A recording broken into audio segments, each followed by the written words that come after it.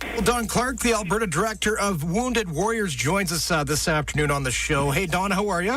Good. Kind of holding my breath for a couple of days before we get going. Yeah, it's going to be quite the weekend ahead. Of course, the Wounded Warriors weekend is this weekend. They're going to be taking part in a ride throughout Alberta. First of all, Don, tell us a little bit about Wounded Warriors. Well, the Wounded Warriors, they're the veterans, mostly from Afghanistan. Oh, and first responders. We do have some RCMP officers and police and fire.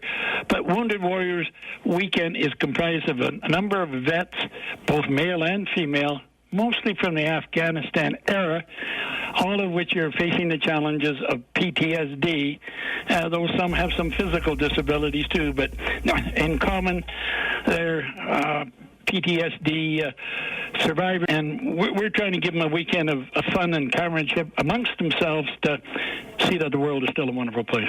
How did the idea for Wounded Warriors come about?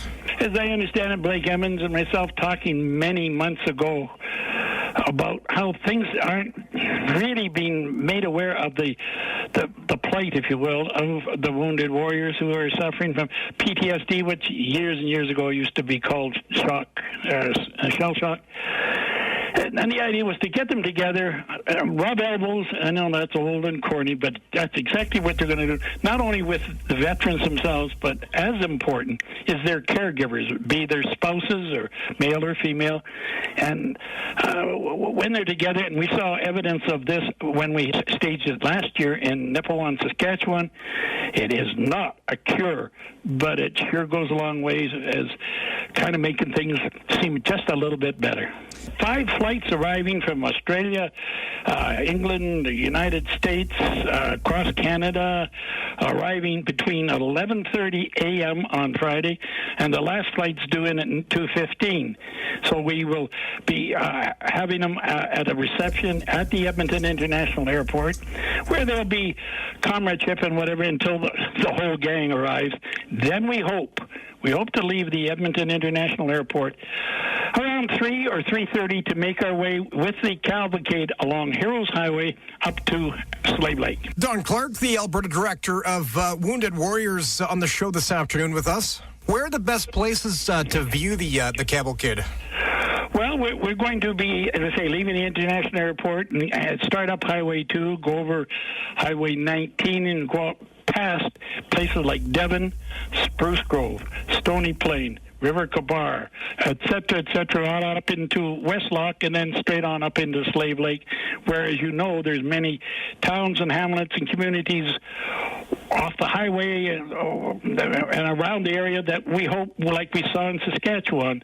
And what we saw in Saskatchewan was truly, and it's an overused word, amazing. As we drove from Saskatoon to Nipawin, now I don't say they were shoulder to shoulder, but along service roads and off to the side were mums and dads and their kids sitting in wheelchairs with Canadian, etc. flags waving as they went by.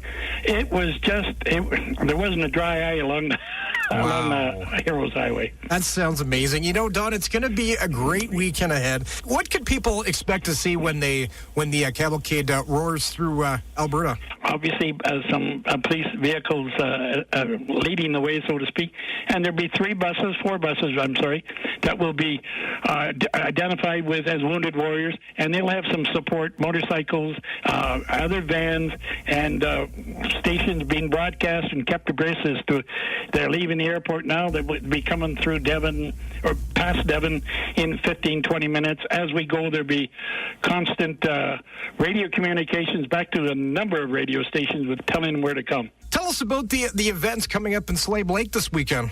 Well, there's everything from Governor General's galas down to fish fries to barbecues to fishing to golf. And the fishing is one of the ones that they really enjoy. They get out there with their buddies and caregivers and that. Most of them don't even care if you don't get a fish on the end of the line. It's just the comradeship. And so many events, both for the public and for the Wounded Warriors themselves. But they'll be out on pancake breakfasts and just all over Slave Lake. There's something happening for everybody. How many times has the Wounded Warriors been to Alberta? First time.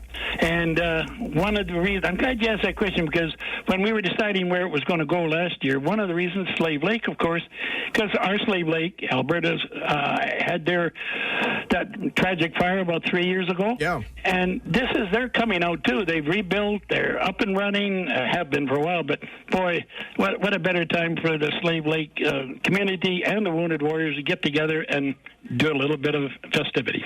Don Clark, Alberta Director of Wounded Warriors, appreciate your time. Thank you much.